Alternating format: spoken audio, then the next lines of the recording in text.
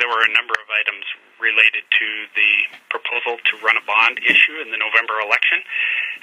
There was a call for an elementary resolution to essentially initiate the process on the elementary side for an $88 million bond issue to rebuild, remodel, and to update a number of MCPS kindergarten through 8th grade facilities. Correspondingly, there was a call for a secondary bond election resolution, which would amount to a $70 million request for the high schools to, again, upgrade, expand, remodel, deal with safety and security, technology, and deferred maintenance issues. Both bond issues are intended to help bring our building facilities into alignment with our 21st century model of education and our Achievement for All plan, in addition to dealing with the age of our facilities and the amount of deferred maintenance that certainly needs attention at this point in time. Okay. Now, what happens next? Does that mean that these will officially be on the ballot then? There will actually be a formal adoption that will occur at the June board meeting.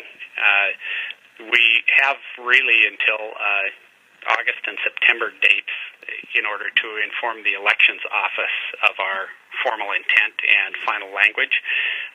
The intent of the board last night was to notice the public with regard to the, number one, intent to run the election, and number two, the specific amounts that are involved. Between now and those August and September dates, there may be some very minor issues that would need to be addressed or revised as we get into the planning process. But this is to formalize the process and to actually commit to the fact that the board is looking at running these two ballot issues. Now, you will officially become superintendent in June, and so what are your plans to try to, shepherd this thing through? We, as a district, will undertake a very concerted effort to build community consensus around the need for the renovation of the facilities. We want the public to understand what we have seen from the inside in terms of the age of the facilities and our concerns with the deferred maintenance issues, which would include items like boilers and roofs, etc. The average age of our facilities is now a little beyond 57 years, and many of those facilities have not had upgrades to key infrastructure for an extended period of time. We also, in this day and age, are keenly aware of safety and security issues. Many of our buildings have unsupervised access.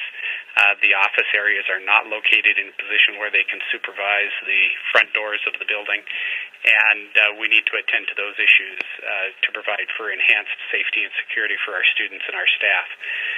Also, part of a 21st century education, of course, is access to appropriate technology. Our students demanded the type of activities that our staff is working to implement requires additional access to technology.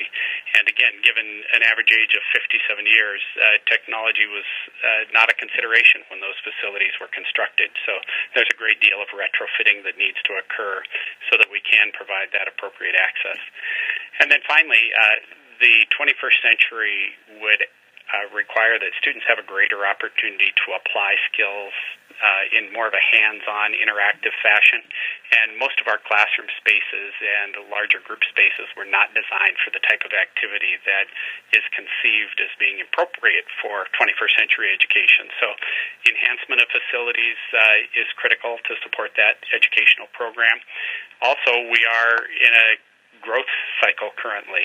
Many of our buildings are at or exceeding capacity for student enrollment, so there needs to be some expansion of space.